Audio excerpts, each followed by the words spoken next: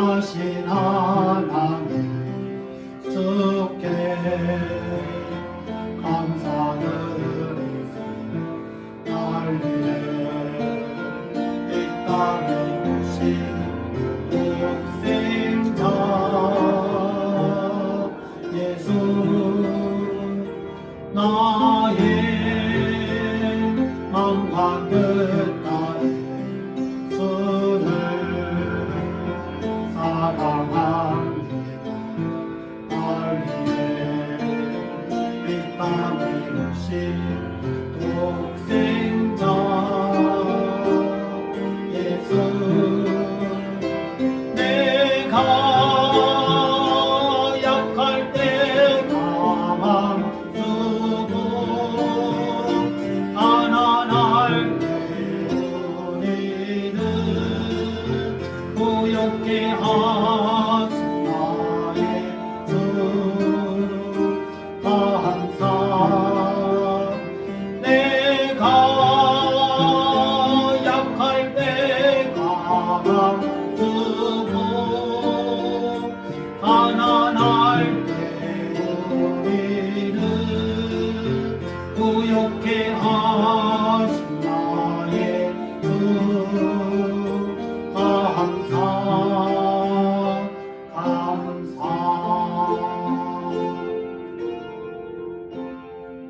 기도드리겠습니다. 거룩하신 아버지 하나님, 감사합니다. 우리의 허물과 죄로 죽었던 우리를 다시 살리시려 높고 높은 보좌를 기로하시고 낮고 천한 이 땅에 내려오시어 우리의 모든 죄를 대신하여 십자가에 못 박혀 돌아가신 그 크고 놀라우신 은혜와 사랑을 우리가 늘 기억하며 살아가게 하시고 그 사랑을 품고 살아가게 하여 주시옵소서. 오늘도 그 은혜와 사랑에 감사함으로 귀한 예배의 자리에 나와 귀한 예물로 또 귀한 성김으로 헌신으로 드립니다. 열의 하나를 구별하여 드립니다. 감사예물, 주일예물, 성교예물, 건축예물로 또한 교회의 봉사와 청소로 식당 봉사로 드리오니 하나님 귀한 예물과 귀한 성김과 수고와 헌신을 받아주시고 축복하여 주옵소서. 하늘문을 여시사 싸울 곳이 없도록 부어주시고 육신의 강건함을 허락하여 주시어 우리의 심령이 더욱더 강건케 하시며 하나님 주신 사역지에서 마음껏 하나님의 사명 감당할 수 있는 주의 성도들 되게 하여 주옵소서. 이 시간도 약하고 힘들고 지친 몸을 가지고 나왔습니까? 위로하시고 치료하시고 회복시켜 주시옵소서.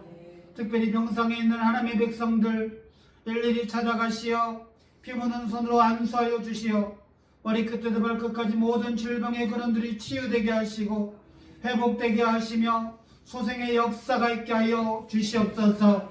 이 시간 특별히 우리를 찾아오신 예수 그리스도를 만나는 시간 되게 하시고 만남으로 변화되는 역사가 있어지는 귀한 시간, 복된 시간 되게 하여 주옵소서. 예수님 이름으로 기도드립니다. 아멘. 할렐루야. 우리는 이제 성탄절을 앞에 두고 있습니다. 성탄절. 우리가 매년 이 12월이면 기억하고 또 드려지는 예배이지만 정작 성탄절과는 관계없는 삶을 살아가는 이들도 있습니다. 여러분은 어떻습니까? 성탄절에 우리를 찾아오신 예수님과 긴밀한 관계가 있습니까? 아니면 여러분의 머리에 지식으로만 남아있는 예수님이십니까? 우리는 우리를 찾아오신 예수님에 대한 또 그분과의 분명한 어떤 관계가 정립이 되어야 됩니다. 만약 그분과의 진실된 만남이 없다라면 이 성탄절을 통하여 다시 한번 그분과의 만남의 시간을 가지시고 또한 그분과의 만남의 시간이 너무 오래되었다라면 다시금 그분을 만날 수 있는 이 성탄절이 되시길 바랍니다. 하나님께서 친히 우리를 찾아오셨습니다. 우리가 세상에는 많은 종교들이 있지만 다른 종교와 기독교가 다르던 이유는 다른 종교는 인간이 신을 찾는 것이고 기독교는 신이신 바로 하나님께서 우리를 찾아오신 것입니다. 우리를 찾아오신 바로 은혜의 종교가 기독교입니다. 예수님께서 우리를 찾아오신 것은 높고 높은 보좌를 뒤로 하시고 낮고 천한 인간의 형상을 입으신 것입니다. 요한복음 3장 16절에 이렇게 말씀하십니다. 하나님이 세상을 이처럼 사랑하사 독생자를 주셨으니 이처럼 사랑하사 이러한 방식으로 사랑하사, 즉 하나님께서 우리를 어떤 방식으로 사랑하셨는가를 가르쳐주는 말씀이죠. 어떤 방식으로? 바로 높고 높은 보좌를 뒤로 하시고 낮고 천한 이 땅에 인간의 형상을 입고 이 땅에 오신 그러한 방식으로 우리를 사랑하신 거죠. 그러니까 우리 옛날 이야기가 한다면 어느 날 왕자가 잠행을 나갔다가 시골집에 어여쁜 색시를 보고 사랑에 빠진 거예요. 그런데 왕과 이 시골 처자의 사랑이 성립될 수 없으니까 왕자가 자신의 모든 지위와 신분을 다 포기하고 평민의 신분으로 돌아가서 그 처녀를 찾아간 것, 이건 좀 어느 정도 물론 비슷하지는 않겠지만 이런 모습이라는 거죠. 여러분, 내가 내 모든 지위를 다 버리고 포기하고 그 사랑을 위해서 찾아간다라는 것은 사실 쉬운 일이 아닙니다. 그래서 빌립보서 2장은 자기를 비워 종의 형상을 입으셨다라는 표현을 씁니다. 온 우주의 통치자가 낮고 천한 이 땅에 오셨다는 것, 전능하신 하나님께서 연약한 아기의 형상으로 이 땅에 오셨다라는 것, 모든 것을 창조하신 그 창조주께서 마구간으로 오셨다라는 것, 하늘의 천군 천사의 찬양을 받으셔야 될 그분이 가축의 구유에 누이셨다라는 것, 이것이 어쩌면 성탄의 역설입니다. 높고 높은 보좌에 앉으실 그 하나님께서 낮고 천한 이 땅에 내려오신 것입니다. 그리고 이런 방식으로 우리를 사랑하신 것. 로마서 5장 8절은 우리에게 이렇게 말씀합니다. 우리가 아직 죄인 되었을 때에 그리스도께서 우리를 위하여 죽으심으로 하나님께서 우리에 대한 자기의 사랑을 확증하셨느니라. 즉 우리를 사랑하셨는데 어떻게 사랑하셨느냐? 우리가 죄인 되었을 때라는 거예요. 우리가 하나님과의 전혀 관계도 없고 회개도 하지 않고 믿음도 없고 하나님을 몰랐을 때에 하나님께서 인간의 모습을 입고 이 땅에 오셔서 우리를 대신하여 십자가에 죽으셨다는 거예요. 이게 바로 십자가의 사랑, 바로 성탄의 사랑입니다. 오늘 이러한 모습으로 우리를 찾아오신 이 예수님과의 만남이 저와 우리 모두에게 있어지기를 바랍니다. 오늘 성경에 보면 많은 사람들이 예수님을 몰라봤고 또 예수님을 영접하지 않았지만 두 명의 인물이 등장을 합니다. 바로 시므온과 안나라는 여인이죠. 모든 사람들이 예수님을 배척하고 예수님을 만나지 못했지만 이 시므온과 안나는 유일하게 예수님을 알아보고 예수님을 만나게 됩니다. 먼저 오늘 본문에 나와 있는 시므온입니다. 그를 일컬어서 성경은 25절에 이 사람은 의롭고 경건하여 이스라엘의 위로를 기다리는 자라 성령이 그 위에 계시더라. 즉 그는 메시아로 오실 그 예수를 기다리는 자였고 성령이 그 위에 계셨다라는 것은 늘 성령과 동행하는 삶을 살았던 것. 그랬던 어느 날 예수님의 부모가 예수님을 안고 성전에 왔을 때에 그런 예수님을 알아보게 됩니다. 제사장도 또 율법학자들도 알아보지 못한 그 예수님을 알아보고 29절에 이렇게 고백하죠. 주제여 이제는 말씀하신 대로 종을 평안히 놓아 주시는도다. 내 눈이 주의 구원을 보았사오니 라고 고백합니다. 많은 사람들이 예수님을 몰라볼 때에 시므온은 예수님을 알아본 것입니다. 두 번째로 36절로 내려가게 되면 나이가 많은 안나라는 여인이 등장합니다. 그는 과부였고 84세였고 37절에 의하면 이 사람이 성전을 떠나지 아니하고 주야로 금식하며 기도함으로 섬기더니 이렇게 말씀하고 그리고 6월절에 41절 그의 부모가 해마다 6월절이 되며 예루살렘에 가더니 라는 말씀처럼 그 예수님께서 찾아오실 때에 이 안나란 여인 또한 예수님을 만나게 되죠.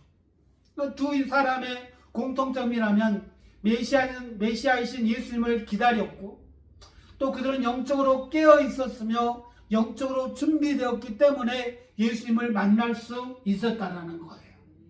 여러분, 오늘을 살아가는 우리도 마찬가지입니다. 우리가 이 교회를 다닌다고 해서 다 천국에 가는 게 아니에요. 예수님을 만나지 않냐고는 우리가 하나님과는 관계가 없는 사람입니다.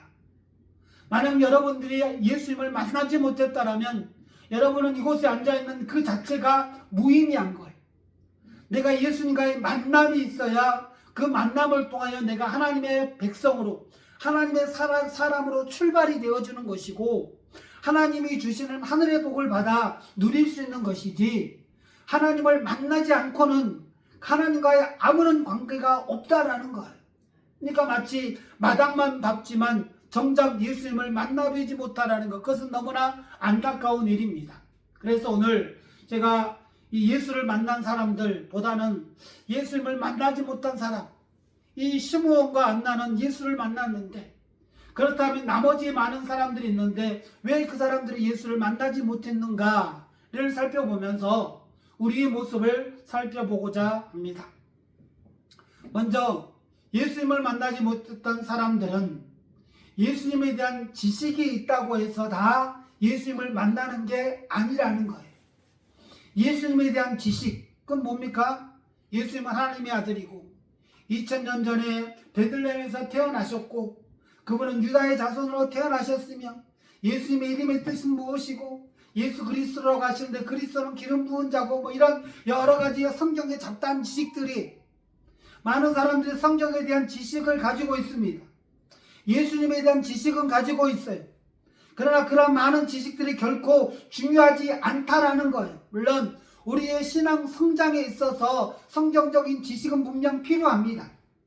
하나님의 말씀을 통하여 우리의 지식이 점점 자라고 성장하는 것은 사실이, 그러나 만남이 없이 지식만 있다라는 것은 아무런 필요가 없다라는 거예요. 마태복음 2장에 보면 동방의 박사들이 예루살렘으로 유대인의 왕으로 오신 예수님을 찾아옵니다. 이때 통치자는 헤롯이었고, 헤롯은 이 동방의 박사들로 인해서 그는 놀라게 됩니다. 그리고 종교 지도자들을 불러 모아서, 야, 이 메시아가 태어나셨다는데 그분이 도대체 어디서 태어났느냐라고 묻게 돼요. 그러자 종교 지도자들이 한치의 오차나 한치의 어떤 한치의 망설임도 없이 미가서 말씀을 인용해서 베들레헴에서 탄생할 것입니다 라고 분명하게 답을 합니다. 참 놀라운 거죠. 근데 더 놀라운 것은 무엇인지 아십니까?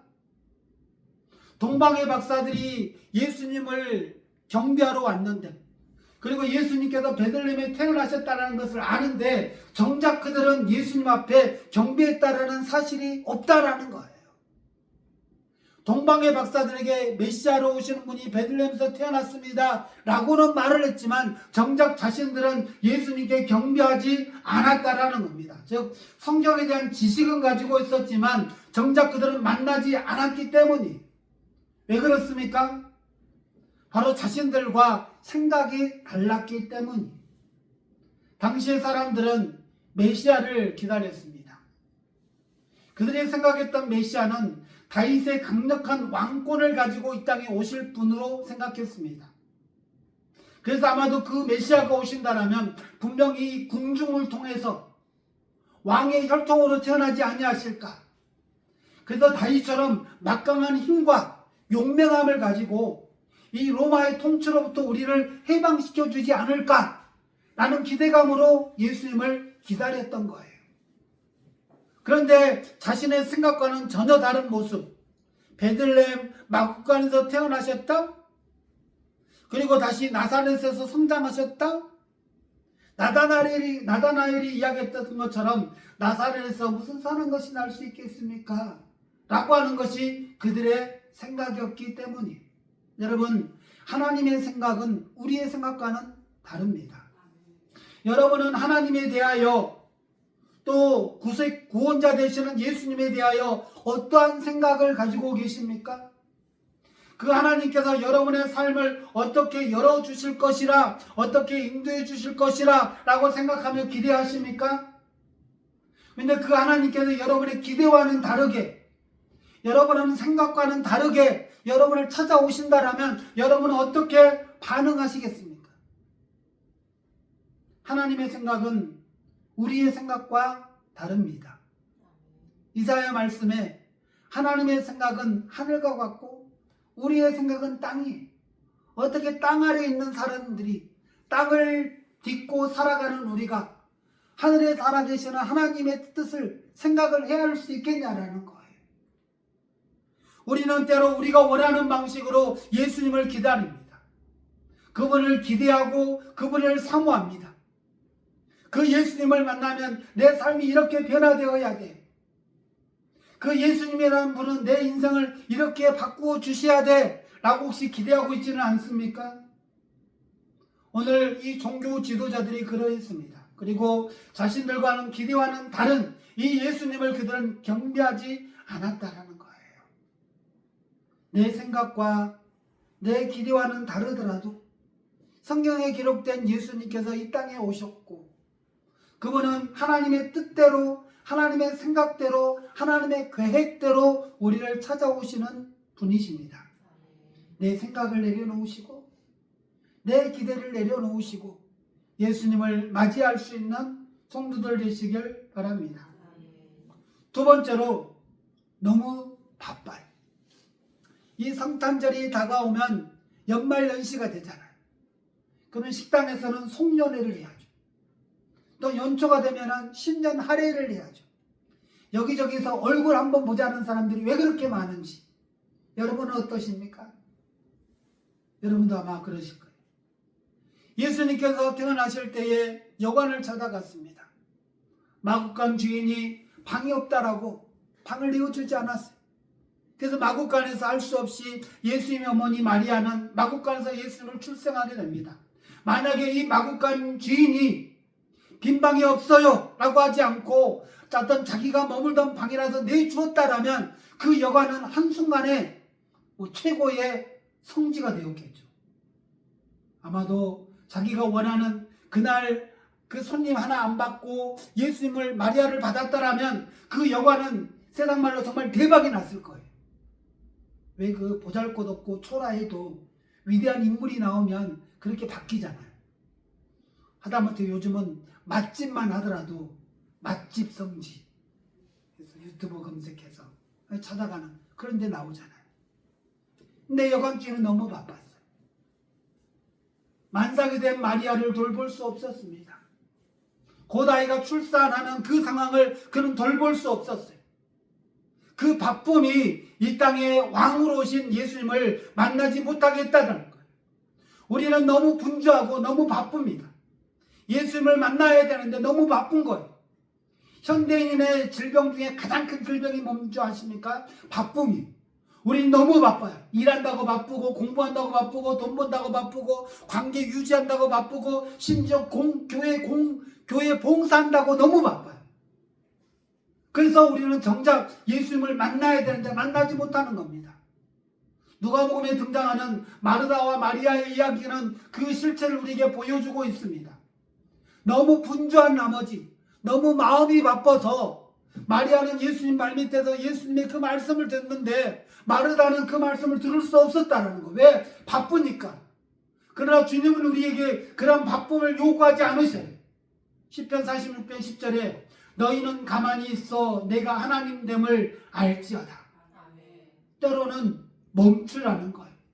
하나님이 때로는 우리에게 멈추라고 말씀하시고, 여러분 우리에게는 멈출 수 있는 용기가 필요해요. 멈춘다는 것은 용기입니다. 내 열심으로 달려가다가 멈추는 것, 이건 용기.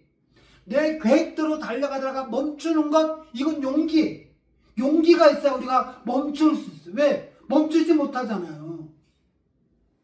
교회 다니는 사람이 사업을 시작해. 사업을 시작해서 사업이 너무 잘 돼. 대박이 나. 사람들이 주일날도 열어달라 그래. 주일날 여니까 막 따따블이 되는 거야.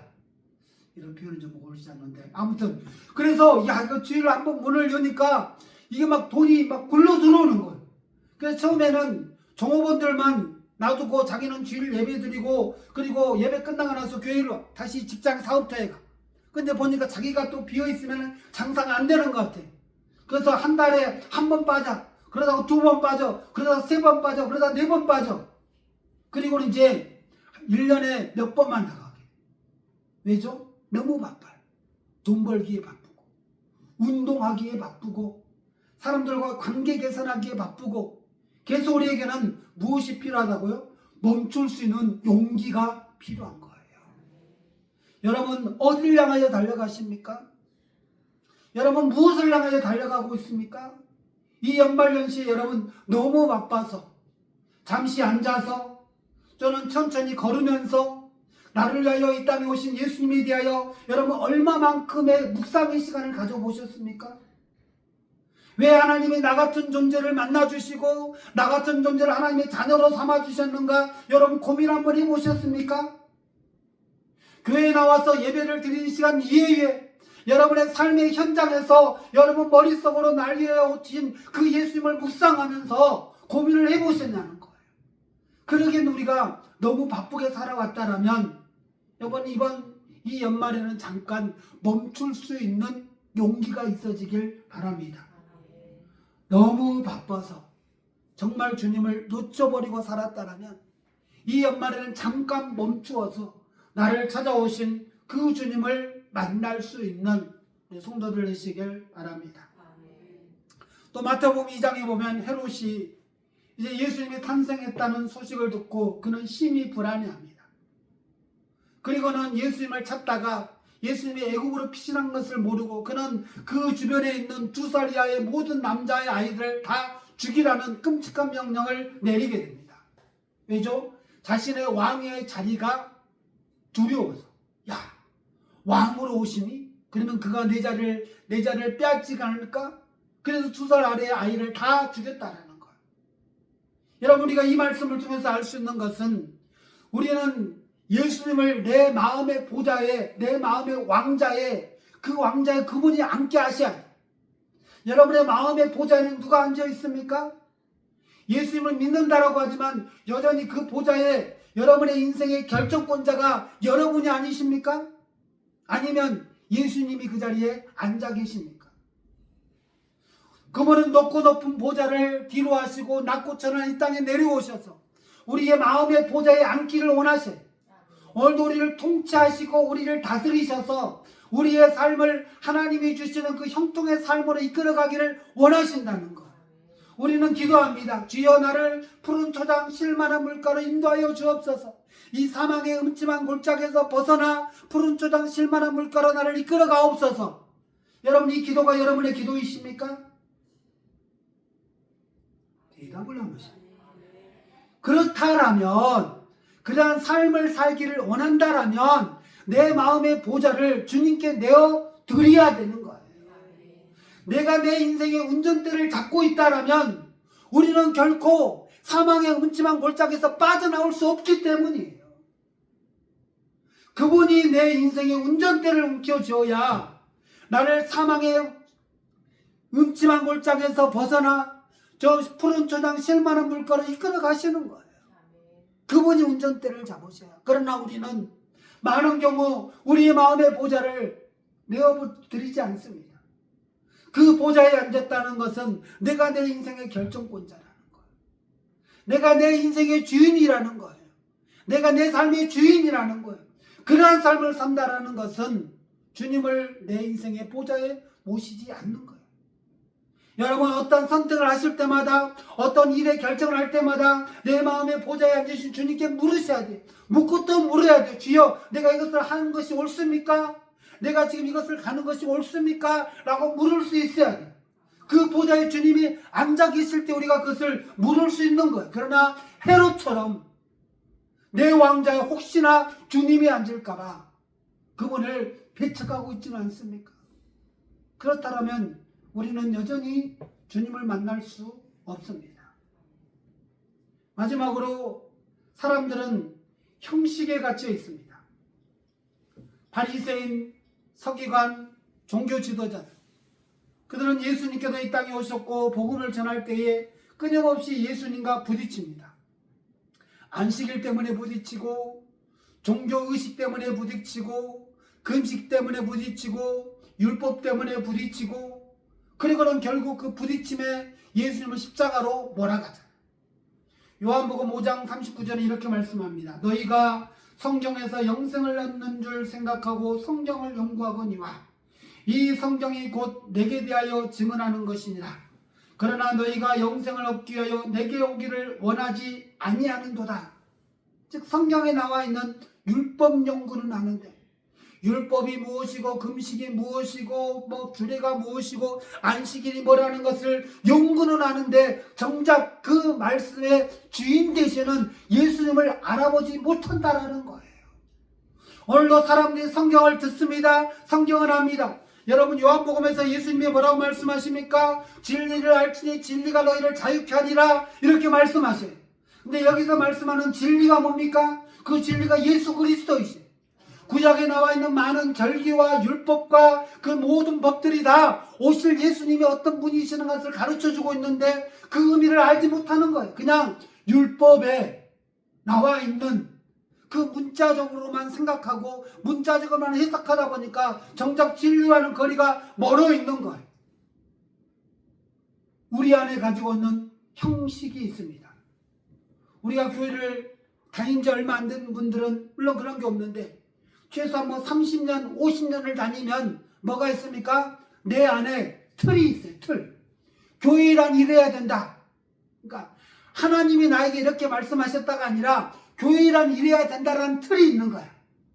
내가 교회를 다녀봤는데, 내가 전에 큰 교회를 다녀봤고 전통 있는 교회를 다녀봤는데 교회는 이래야 돼. 교회 목사는 이래야 돼. 봉사는 이래야 돼. 이게 진리가 아니라는 거예요. 여러분, 세상의 진리는 시간이 지나면 변하는 거예요. 그러나 하늘의 진리는 시간이 지나도 변하지 않는 게 하늘의 진리, 참된 진리입니다. 불과 30년 전에 교회에서 가장 큰 이슈가 뭔지 아십니까? 교회에서 통기타 치는 거였어요. 기타 치는 거. 불경건하게. 그때 당시 한참 나왔던 7080 세시봉, 그게 유행할 때 어떻게 딴따라들이 하는 그 기타를 교회에서 칠 수 있느냐. 그래서 교회들마다 난리가 났어요. 그러나 불과 10년이 지났을 때 한국에 있는 모든 교회가 다 기타를 치며 찬양을 인도했어요. 처음에 신디를 치니까 어떻게 저런 이상한 음악, 이상한 가지고서 교회를 요란스럽게 하느냐. 요새는 그거 치지 않으면 교회가 반주를 못합니다. 여러분, 이게 바로 세상의 진리. 우리가 고수한 교회의 전통, 교회의 관습, 우리는 시대에 따라서 이것은 바뀌는 거예요. 우리가 이제 2025년도가 마무리되어져 가고 2026년도가 새롭게 시작되어지고 있습니다. 이제 2026년 며칠 남지 않았어요. 며칠 남았습니까? 오늘이 14일, 16일밖에 안 남았어요. 그럼 우리 또 성구영신 예배를 드리고 할렐루야 2026년도 할 거예요. 2026년도 한국교회 트렌드가 뭔지 아십니까? 스몰 처치, 작은 교회. 그러니까 우리가 그 2007년도에 2007년도입니까? 1997년도입니까? 한국에 IMF가 터졌을 때 1997년도죠. 그때 우리나라의 이 경제 다이어트를 시작했어요.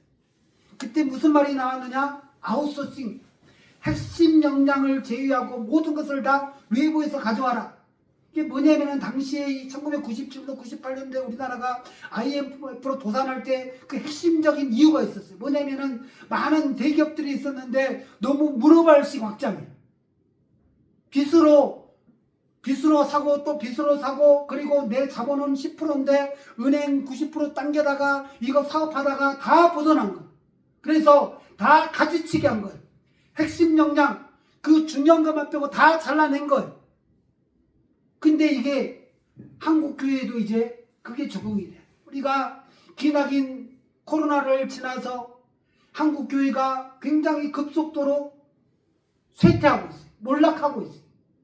우리는 그냥 이 시골에 있으니까 별로 표시 안 나잖아. 여러분, 한국에 지금 서울에 있는 대형 교회들 다 난리가 난 거예요. 왜냐면 전에는 3만 명 모이던 교회가 지금 10,000명도 안 모여요. 이게 현실이 한국 교회예요, 현실.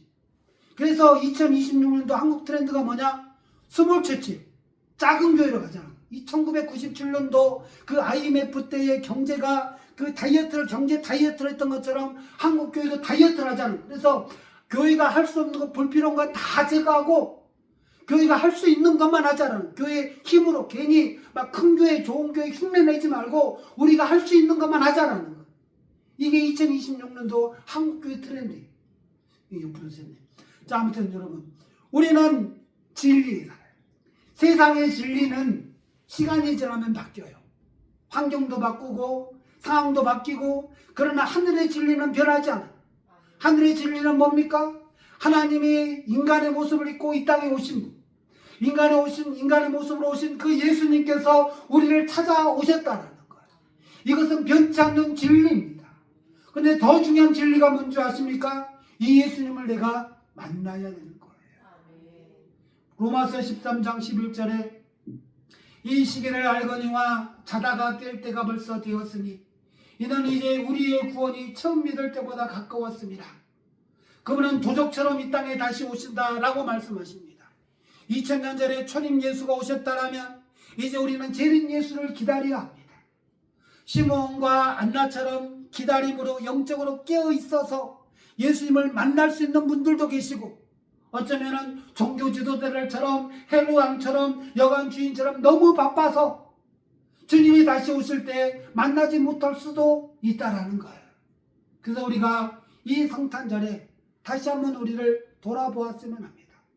혹여나 여러분 안에 예수 그리스도를 만나지 못했다면 이 성탄절에 그분을 기다리시고 그분과의 만남의 시간을 가지시길 바랍니다. 너무 바빠서 달려만 가지 마시고 잠깐 멈추셔서 나를 찾아오신 그분의 속삭임에 귀를 기울이자는 거예요.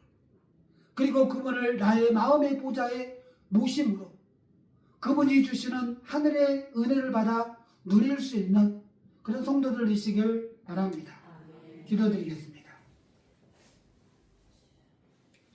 하나님 아버지,